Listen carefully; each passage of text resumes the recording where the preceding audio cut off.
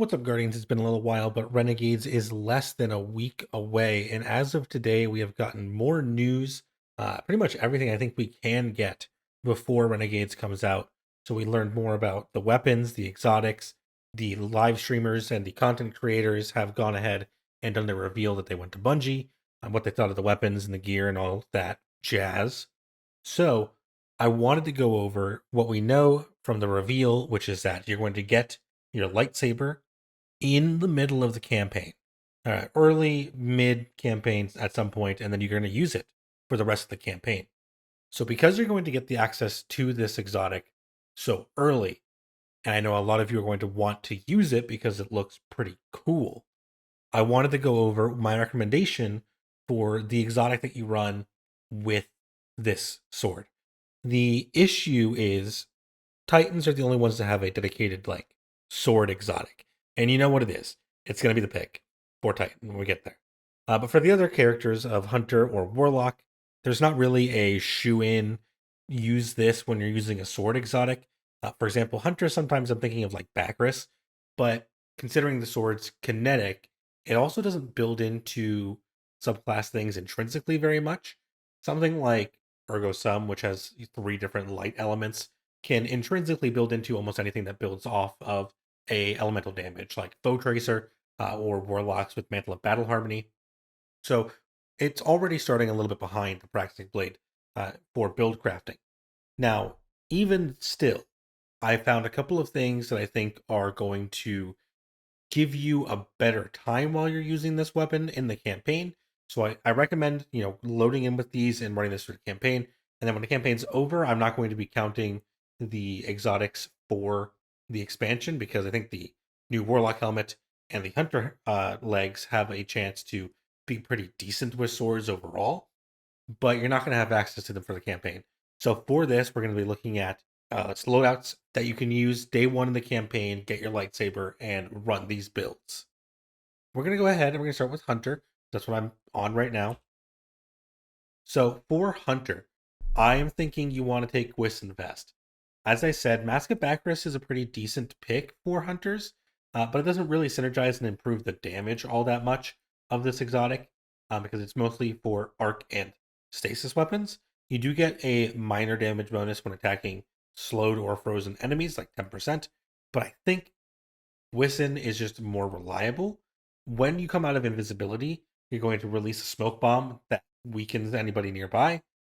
That can let you go right back into invisibility, but will also just give you, 15% more damage in neutral. You're coming out close to the enemies anyways because you're using a sword. So if you're on something with Stylish Executioner, this will easily put you back into invisibility as long as you wait out the timer for the smoke bomb and you're good to go for your next kill. I think personally, I'm going to think about taking this with regular Void Hunter because on the prowl kind of synergizes with this decently. However, Prismatic is not a bad pick. I'm going to talk about Prismatic when we get to the subclass in just a second. But for general purpose things to run with this, I think you want to take a high weapon stat. And then I think you want a reliable heavy weapon. I'm thinking either machine gun or grenade launcher to attack enemies that are mid and far away. And then something for the bosses. And then for your energy slot, take your preferred primary, or if you are into running double special, your preferred special. I don't think you need anything specific for these builds because you're going to be focusing on using the lightsaber most of the time. Deflecting is great. The attacks seem pretty reliable. It looks like it's got good ammo economy. So I'm expecting double special to be pretty reliable with this. And it looks like the kind of thing that you can use through the campaign and have a good time maining that for the campaign. For bosses specifically, I think you're going to want a heavy. Just take your preferred GL or machine gun, in my opinion. Like I said, stats wise, I think you want high weapon, and then whatever else is going to fit in with your build. I think grenade is a good pick. You're probably not going to be using melee very much. So grenade, super, class are probably where you're going to be looking to put your extra points, just depending on the subclass you're on specifically. For Void Hunter, I'd probably take grenade and super, and on Prismatic, I might take class and super, just because I don't really like the prismatic grenades very much. I would recommend taking probably one lucent blade, if not two, which will increase the energy gains on your sword. The heavy attack is your long range throw with it, and blocking is how you deflect attacks. So you're going to want energy. Taking at least 1 is a huge bonus over none, and then 2 is a little bit of a diminishing return, but still pretty decent. As for the subclass setup itself for Void, like I said, I'm going to take Stylish and On the Prowl.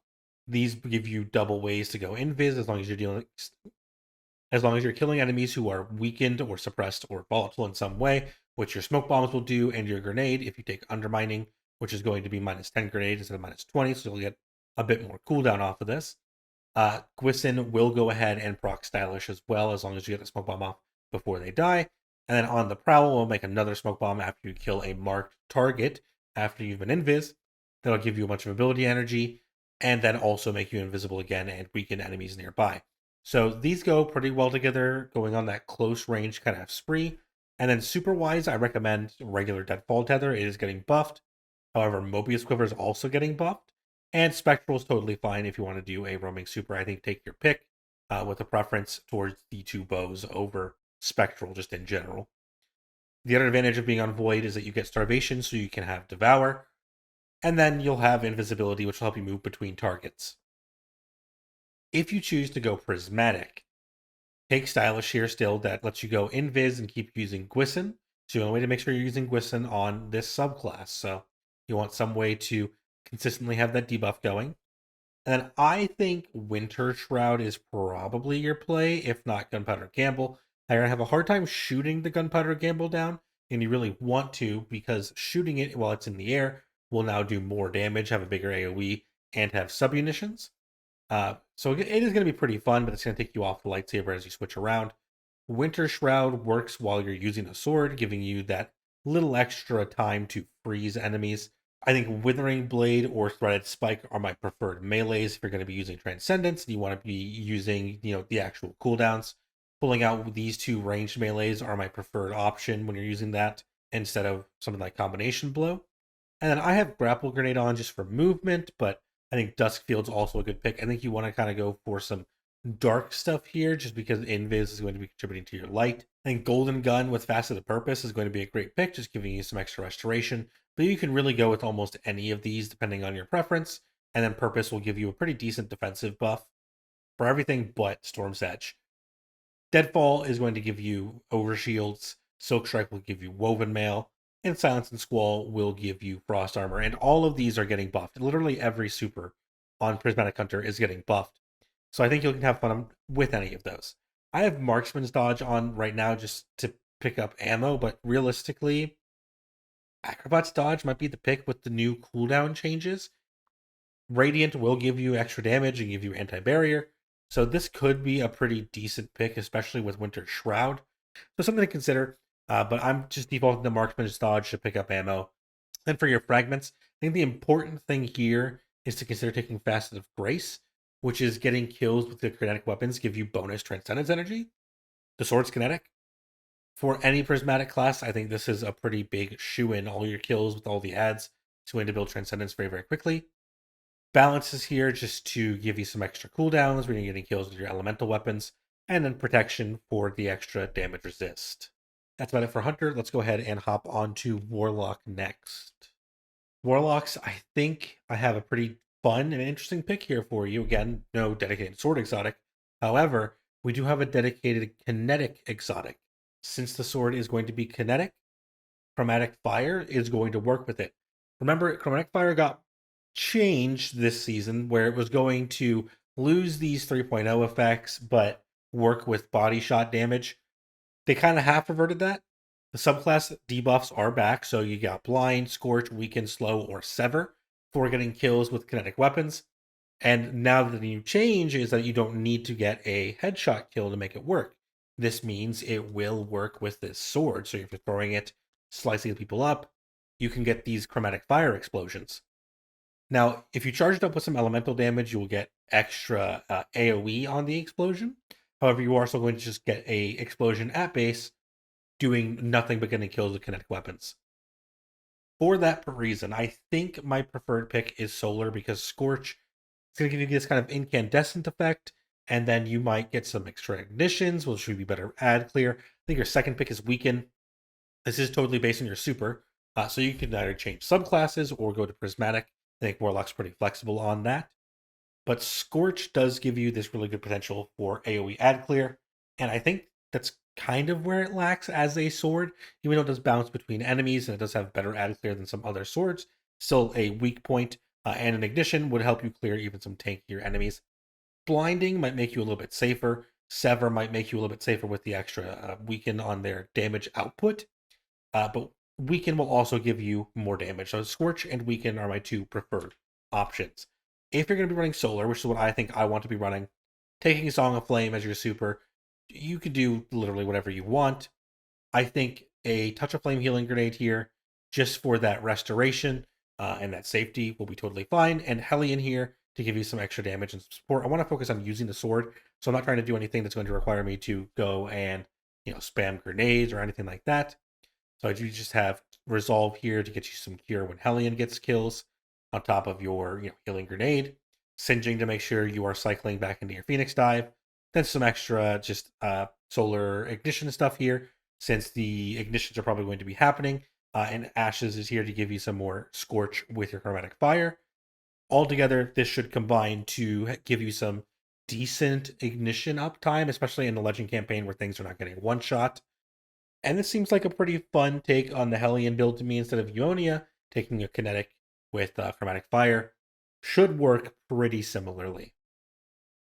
Do note, there is the confirmation from the devs and some quote-unquote rumors, but it is confirmed that you're going to have the ability at some point to modify your lightsaber to do some elemental debuffs. I believe there's Weaken is one of the things they said, as well as possibly Jolt and Scorch. They weren't really confident when they were saying that out loud, but I think Scorch and Weaken is what we're going to get with that. So if you're able to unlock it in the campaign, you can get the Scorch on the lightsaber, then that's just even more reason to play Solar and kind of build into these ignitions with Chromatic Fire. Definitely a super cool option. I think if you go Void, you just want to make sure you have Devour on with Feed the Void, and of course, Starvation there. Very easy setup. You're going to be able to throw grenades out pretty consistently because you don't have to worry about switching off like you would with the melee build. And if you go to Prismatic, you can again just kind of pick whichever super you want to have. I would recommend taking Feed the Void and then Weaver's Call, because you're going to be able to cast Rifts or your Phoenix Dive pretty consistently, especially if you're taking Hope with that. But I think one of the things that I really liked is when you do finish a campaign, you can use the new Warlock exotic to suspend enemies while moving and casting Weaver's Call and getting Devour to proc and all that. And that seemed really cool. So I think another option, if you are going to be running this in the campaign, is to take this Prismatic Warlock setup with Feed the Void and Weaver's Call, take a Facet of Hope, and then go on Storm Trance and take Vespers of Radius. Vesper of Radius gives you some AoE explosions. It's more aggressive now that you're going to be moving while you're casting Rift. If you have the arc thing on, it will also blind and the explosions will chain. And I think all of that together just makes a really powerful close range build, as well as it will give you faster Rift cooldown while you're surrounded by enemies, which is generally where you're going to be when you're using a sword. So I think this is a pretty sleeper pick. If you're going to be on Prismatic, do definitely consider that. Or if you're going to be on Arc, maybe you can run Arc Soul with something like an Electrostatic Mind or Ionic Sentry, since this doesn't work with kinetics. Or you can maybe just use them like Electrostatic Ionic. There's a couple of combinations that you can do with Vesper. So don't sleep on Vesper either. Both that and Chromatic Fire are decent options going into this for Warlock. Finally, Titans. I mean, yours is simple. You got Strongholds. Why not use them? Strongholds give you maxed out defense, so you're taking minimal damage while you're blocking with your sword, and they give you maxed uptime on your block, as in you have infinite block. You will never be run out of block energy. It uses literally nothing, so you can block forever, which with this Praxic Blade is going to deflect damage, meaning you can deal damage from the safety of your block infinitely with no other requirements. You do also get the benefit after you do some rapid blocking that you can swing and get a hit with your sword to trigger restoration for yourself. And that can have a pretty long duration. I think it goes up to like 12 seconds or something, if not even 20. That is a long time to have restoration. Very good uptime on healing with this. And if you're blocking to charge it up, swinging, and then going back to blocking immediately, you will never, ever, ever die. Cross has talked about already doing this in their playtest. Went straight into an ultimatum GM and just went through and didn't die. So seems very, very strong and highly recommended, obviously. As for subclass, I got two options for you personally. I think your go-to is Banner of War Strand Titan. Extra sword damage for getting a kill with a sword. This will work with deflect. It'll work with the sword swings. It'll double up the healing. You can go ahead and take Into the Fray with that and take something like Threat of Transmutation to make sure you're getting your tangle up time. You've got Frenzy Blade and Suspend to kind of debuff enemies and take Generation to get some more grenade back.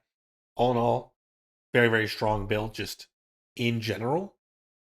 Very high defenses that stack with your already high defenses with Stronghold and a sword in general, and extra sword damage. I think this is a very, very fun one to go ahead and take in. If you're tired of running Banner of War, though, you can go back to Striker, take Storm's Keep. This is one of the Across classics with Flash Counter and Strongholds.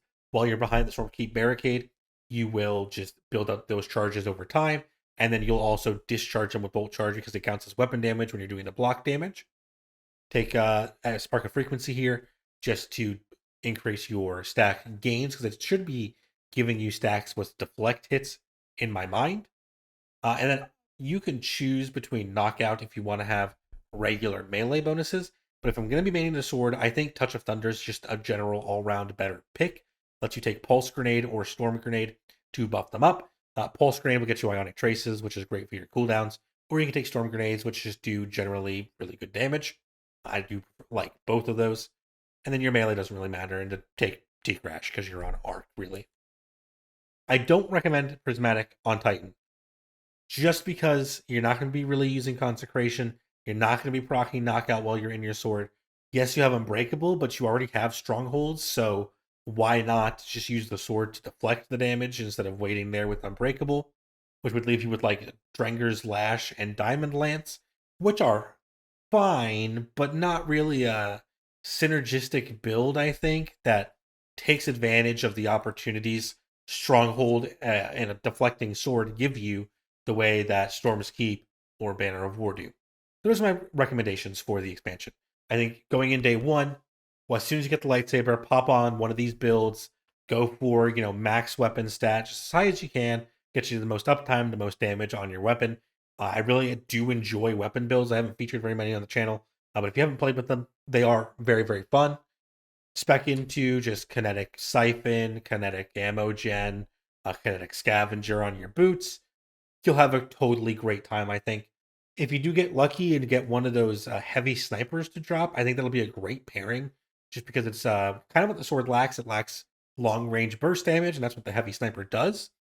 Other than that, just run your favorite stuff. It's going to be a pretty interesting campaign, I think. It looks like a very fun, light and dark, classic Star Wars style campaign slash Destiny style. But talking about dredgens and things like that is lore that we haven't really gotten to touch on. I think it's going to be a very fun campaign, especially, getting this Praxic Blade in the middle of the campaign. Feels like a treat. So take advantage of that while you can, and let's have a blast. We are less than a week away. I will see you all again very soon. I'm going to do some other builds that are not lightsaber based, hopefully tomorrow or Friday, just to get you guys a couple of other options on things that you can run in the campaign. And you can always throw the lightsaber on something that's not a dedicated lightsaber build and still have a great time, I assume. So I will see you all again very, very soon. Let me know what you think down below. If you got another sword build that would be interesting to use, I would love to hear about it because I might